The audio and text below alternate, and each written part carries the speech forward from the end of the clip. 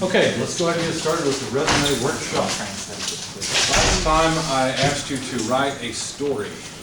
Hopefully you had the opportunity to do that. If you haven't, it's okay. You just might not get quite as much out of this session. I am going to bring, you know what, I'll turn on this TV. I don't think it'll help the video all that much. I didn't bring a presentation today. I had the presentation from last time, but what we really need is Microsoft Word today. What is wrong with that? What? Oh, there's black spots all over it. Yeah, I noticed that. I think some of the LEDs are out in the backlight. Let's see.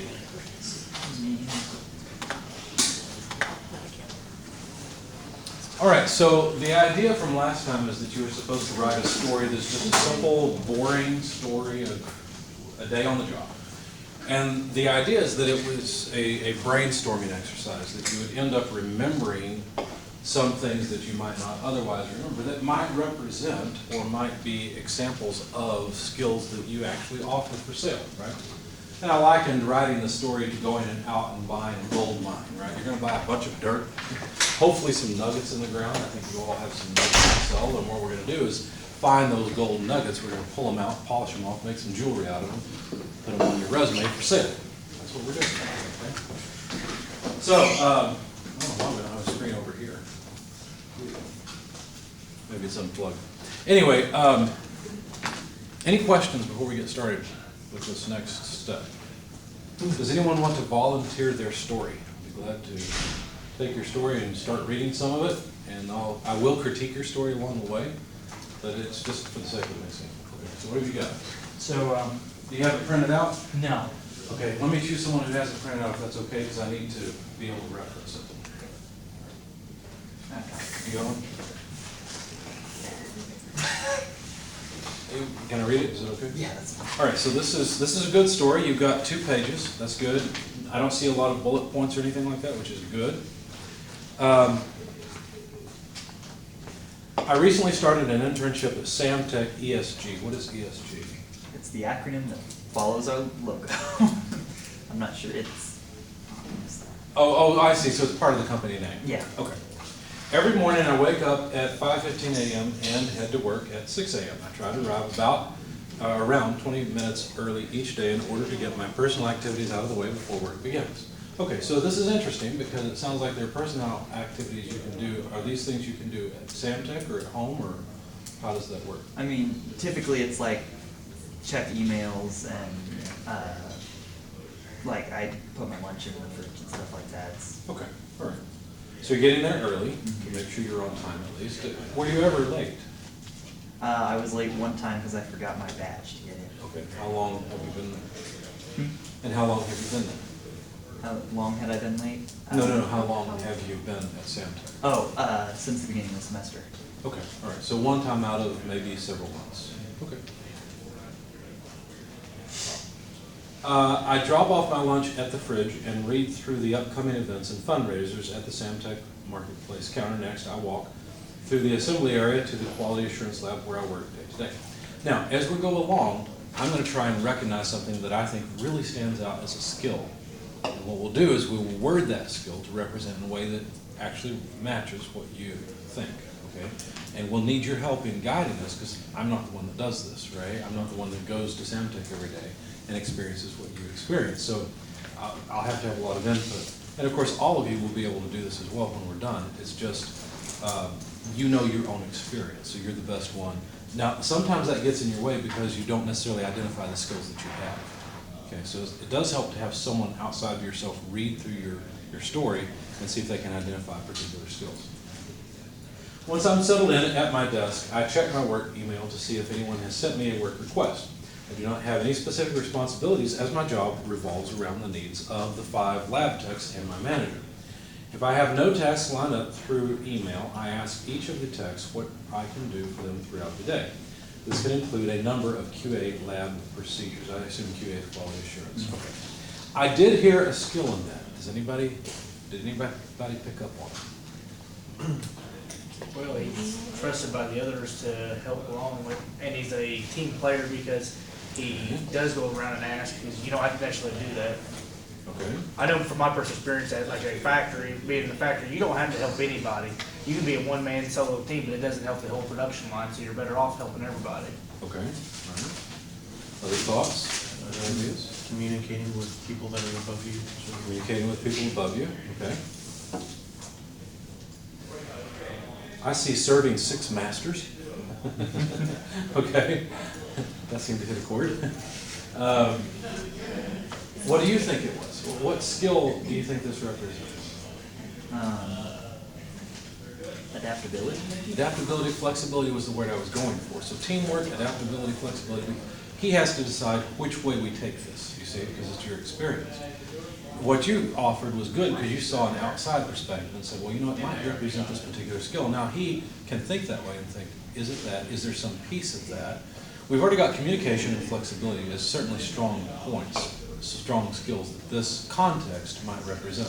So now let's go over to Word, and I'm sorry for the sake of the video camera. And by the way, I wish Caleb was here. I wanted to let him know. I sent him an email, but I posted all of the videos that we've got so far from this session and from, I guess, a year ago to my YouTube channel. So you can go watch them if you want. I highly recommend it, not so much my videos, because I'm saying the same thing in person, but the ones with Andrew McCart in it. He has a different take on things. He doesn't necessarily disagree with what I say. He just has other aspects that I think are valuable. So I highly recommend going. The video is not produced, it's not beautiful, but the information is at least there for you to see. Anyway, let's go into Word, start a blank document, and if you were doing this, what you would do is just open up your story, because you've already got it written, right? And you could start writing skills from this. You would highlight the section. For example, I would highlight and copy this section, so it would come out looking something like this. Let's see. I do not have any specific.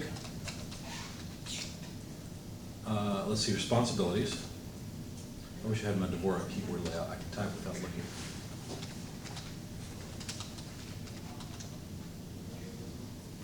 As my, whoops, that caps lock key.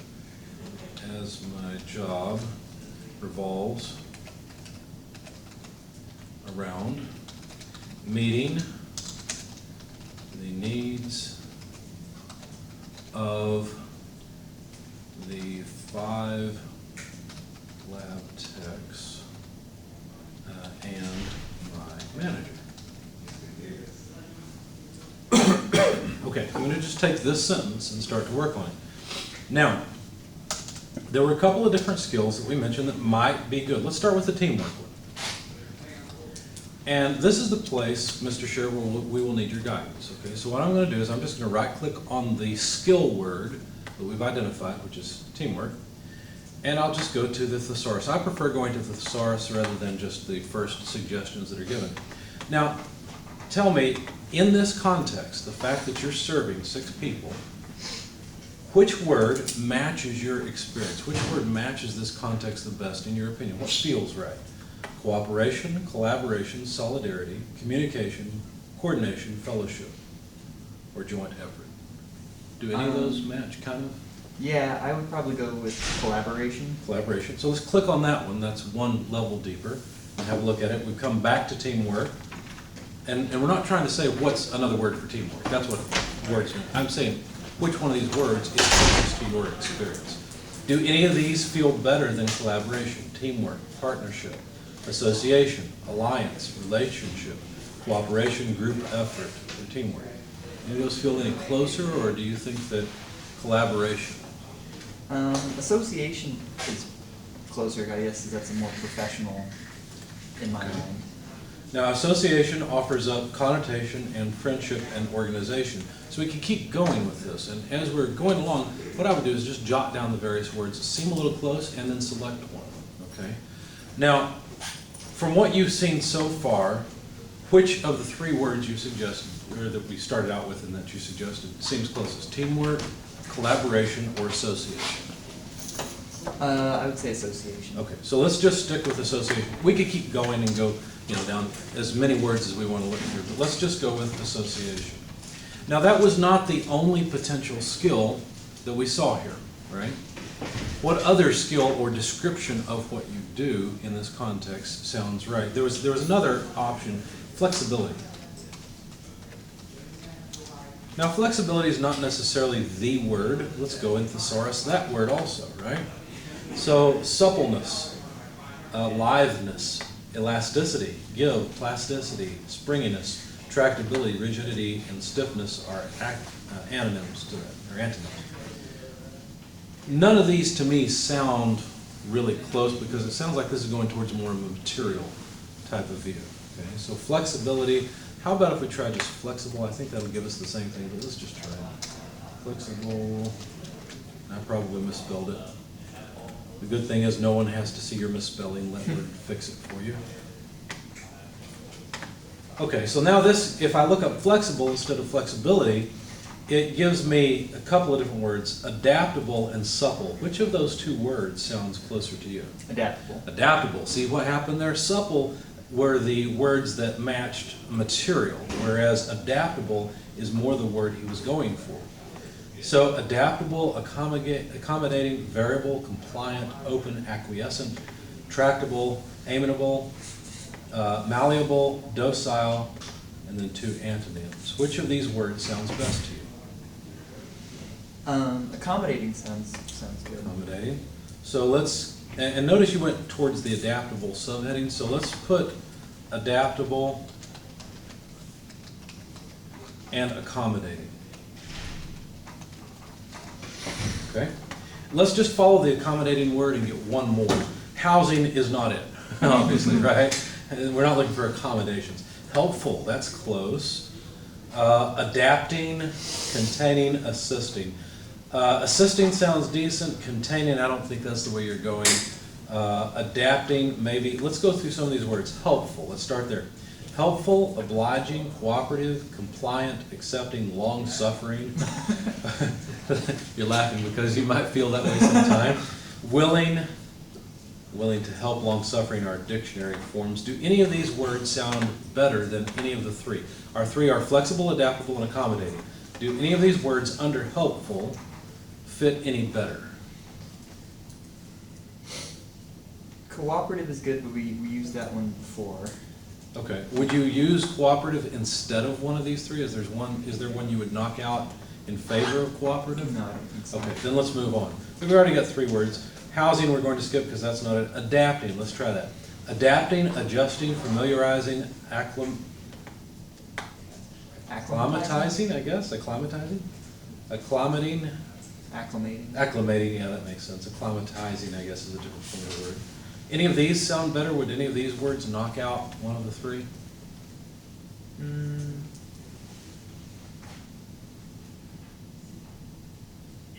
No, I don't Okay, think then so. let's go on. Containing is not the kind of word we're looking for, but assisting seems close. So assisting, helping, obliging, be of service, find ways to help. Do any of these words knock out any of the three of flexible, adaptable, or accommodating? I like assisting. Okay. You want to add it or remove a word? I would add it, because I think it's far enough away from flexible at this point that it wouldn't Sure. knock that out. Okay. So now, this seems like a waste of time. Why am I playing with the words? Well, did you notice that I couldn't make any of those decisions? I had to keep referring to him because he's the one that has the experience. He's the one that knows which of these words feels closest to that particular context. That context is he meets the needs of 6 different people. Okay, that's the context. Now, which of these skills, I'm sorry I have to make you do this now. Give me a top one and maybe a close second of the 4 words. Our 4 words are flexible, adaptable, accommodating, and assisting. Which is most close and the one that you kind of hate to let go of is number 2? Adaptable and assisting. Adaptable and assisting. Okay. So we'll continue with adaptable and assisting.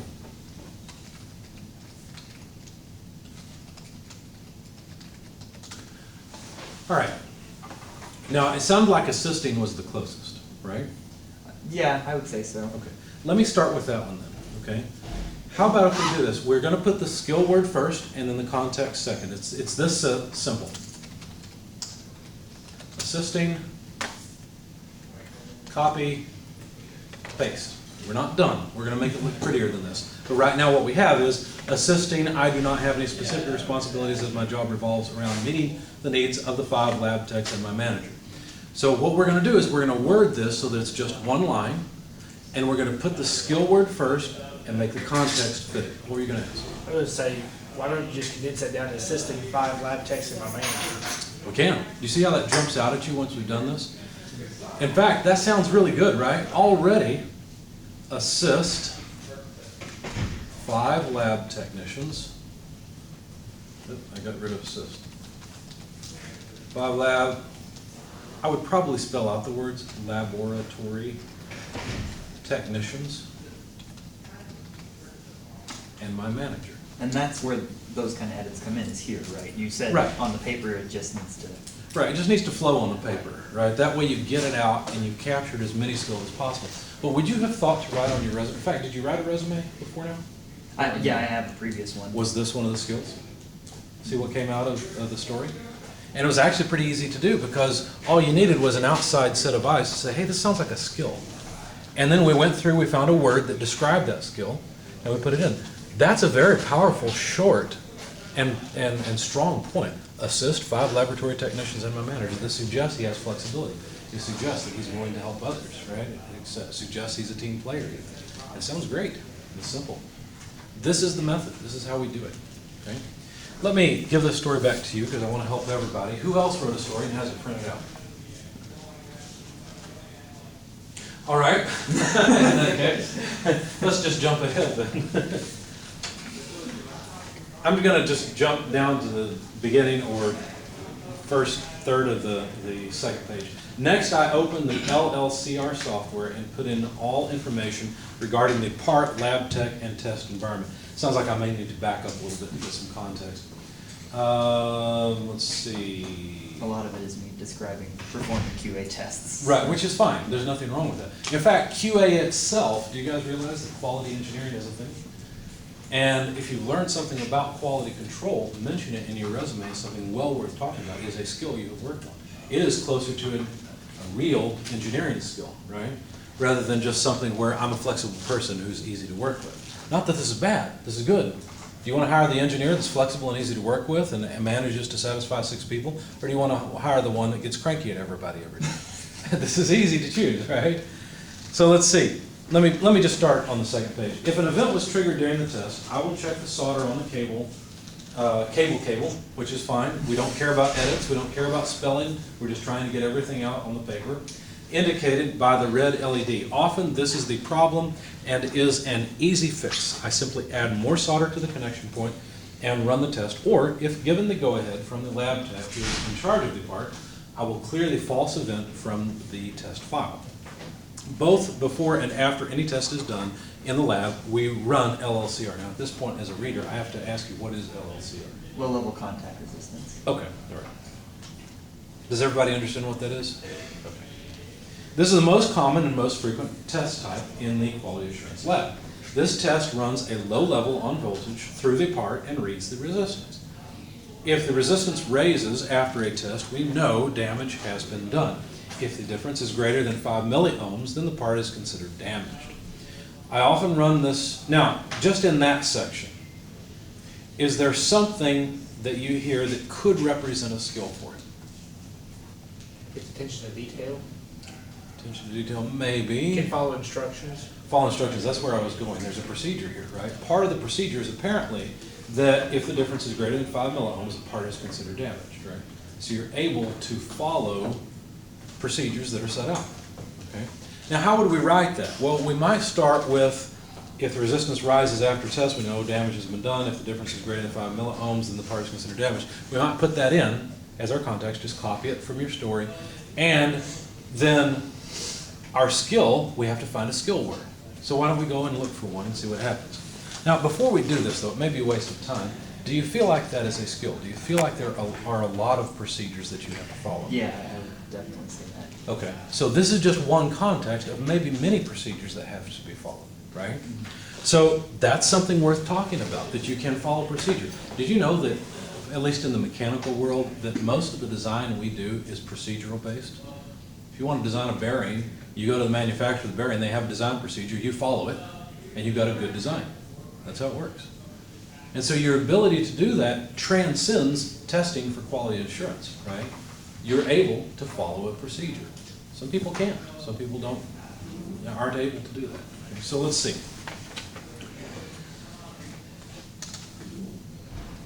So I guess I'll just start off with follow procedure. But I don't like the way this is shaping up already, because follow procedure is 2 words. I want one skill word. And I don't think I'll be able to highlight follow procedure and use a thesaurus on 2 words. No suggestions, right? I think that of the 2 words, probably procedure is the one I want to hone in on. So let's synonym that word. Now let's see if we can find a word that would suggest the skill without having to say follow procedure, okay? There may not be, but there may be also. Is there a way we could word this, the fact that you're following general procedures, not just this one, is there a way we could word it beginning with a skill word like process or I don't know what they mean by way, technique, practice, method, system, formula, or route? None of those sound very close to me. I don't know about you. What do you think? I mean, maybe methodical. Methodical? But Okay. I still wouldn't say that that's close enough. Well, that wasn't one of our options, but you came up with that on your own, which is good. Let's look up methodical.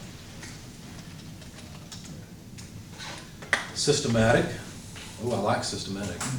Logical, disciplined, precise, orderly, regular, meticulous, careful, painstaking. I like systematic because we can say, instead of follow procedure, we can say systematically. Apply, standard, testing procedures to detect faulty products. See that? Sometimes it just comes out like that. Sometimes when you're playing around with just the skill word, you go, oh, I like that skill word, and that really suggests what I'm going to write. Okay, sometimes it does, sometimes it doesn't. Okay. So, how many standard procedures do you think you follow? How many? Is this a Bible? Is this a pamphlet? What is this? I mean, there's a different procedure for every test we run, so.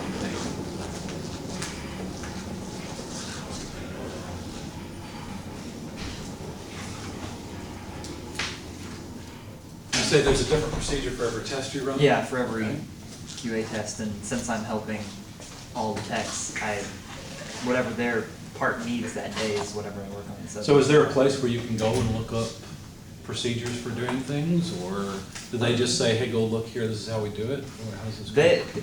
All of them, the first time and second time around, showed me how to perform the procedures, and I Okay. tried to take notes and Sure. write down everything Okay. how each thing was done until I could handle it without looking at my notes. Now, what you just described to me, is that in your story? No, it's not. You would want to add that at this point, right? This is an iterative procedure where when you come across something like this, where it's something you've done, you just add it into the story as if it happens every day. It may or may not happen every day. That doesn't matter. What matters is we're trying to brainstorm and capture your experience, and that's a piece of experience that belongs in the story.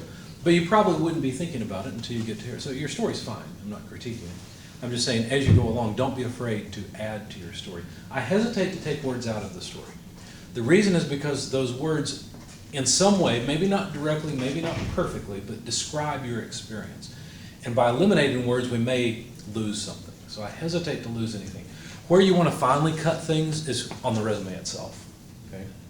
That's where you decide what actually makes it into the resume. So how many procedures do you think you've learned?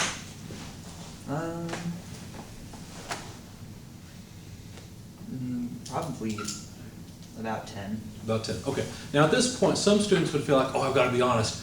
Was it 11 or was it 10 that I learned? Nobody cares. The point is you can learn procedures and follow them, right?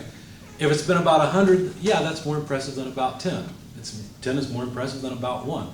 But you can easily, if you really want to be really, really honest, you can do something like this. Do you guys know what the tilde sign means? It's on the upper left corner of your keyboard. It means about, okay? So systematically apply about 10 standard testing procedures to detect faulty products. See? What does the number do for you? Does it add to or take away? Do you feel like that it is closer to what you do? Does it describe it more accurately, or is it less accurate?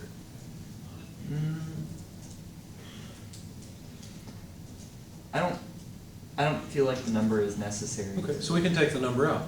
Remember, this is your resume, and you can do with it what you wish. Sometimes a number will help give a feel of size. How much is this? If you're saying I have a skill of sales and I sold $1 million worth of product in a month, that's pretty impressive. If you say I have a skill of sales and I sold $10 worth of product in a month, that's not so impressive to suggest that you have good sales skills, right? What are you gonna say? Like whenever it gets into where like procedures, like, yeah, learning 10 is impressive, but why not just insert multiple? So You can. because I mean, yes, if it's significant, like you just brought up, like $1 million of sales in 1 month. Yeah, but like for me, I build cabinets every day. Sure. On a production line. I mean, I can't tell you how many went out every day, or I can tell you Right. an average, but I mean, once nice if I thing say is- multiple, then The nice thing, well, again, you're going to the side of trying to be too honest, and I don't mean too honest, you're trying to show them detail that doesn't matter to them. Because when you apply for whatever type of job you get, it's probably not gonna be building cabinets, right? That's not why you're here studying, it's so you can build cabinets. You've already got that. So nobody is gonna ask you to build cabinets. They're gonna say, well, did you crank out 100 yesterday or 120? Because you're gonna have to build some cabinets for me, right? They don't care. The point is, what skills are you bringing to the table that building 100 or 120 cabinets a day represents, right? So you could say multiple, you could say a lot, you could say about 100, you could say about 50. Estimation is fine, there's nothing wrong with it, okay? Does that answer your question? So now, at this point, I wrote it, but it's my voice, it's not your voice. You're the one with the experience. What do you think? Critique this for me, please. What do you think? And I'm not looking for that this is wonderful. I want you to tear it apart.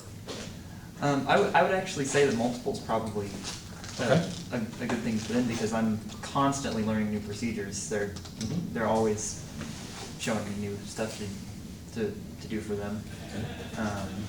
So far, for the sake of the camera, we have systematically apply multiple standard testing procedures to detect faulty products. Okay, so go ahead. What would you add to or take away from this? Anything? And if you like it as it is, that's fine too. I wouldn't know, just off the top of my head, I'm not certain how I would say this, but the procedures were performed according to how my employer told me.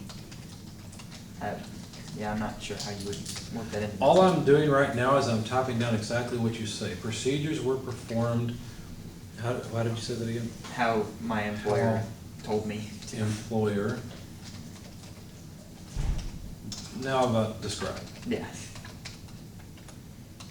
Okay.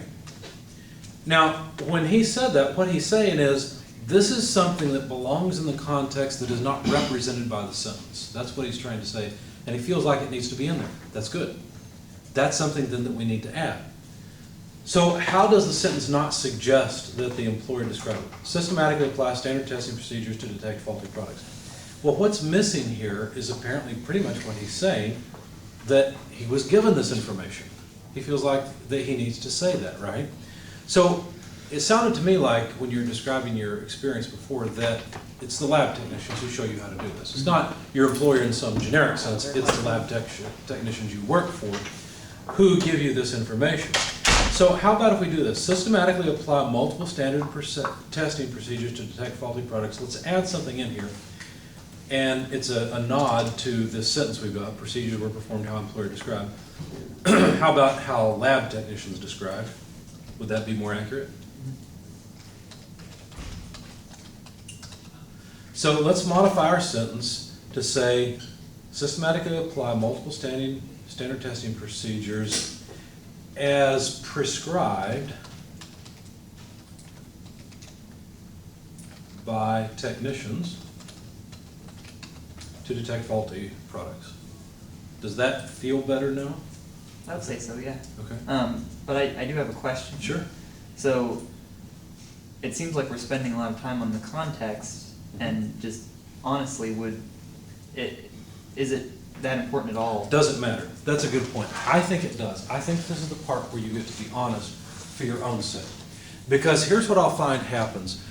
I've helped a lot of students with it, do this process on a lot of resumes, and what I'll find is once I get this little blurb, this point, this bullet point written out where it matches the student, they'll start talking naturally. They'll start saying, yeah, and I did this, and there was this procedure that was so interesting because of this and that and something else. And I know I've hit the nail on the head at that point because they open up. This resume shouldn't just be something that helps you get a job interview. I know I said that before. But this resume is for your sake also because it helps you see what skills you're bringing to the table, and it will make you more comfortable in the interview. Now, I'm not a good person to come to say, how do I interview well? I don't know. We could probably find somebody that can help you with that, but that's not me.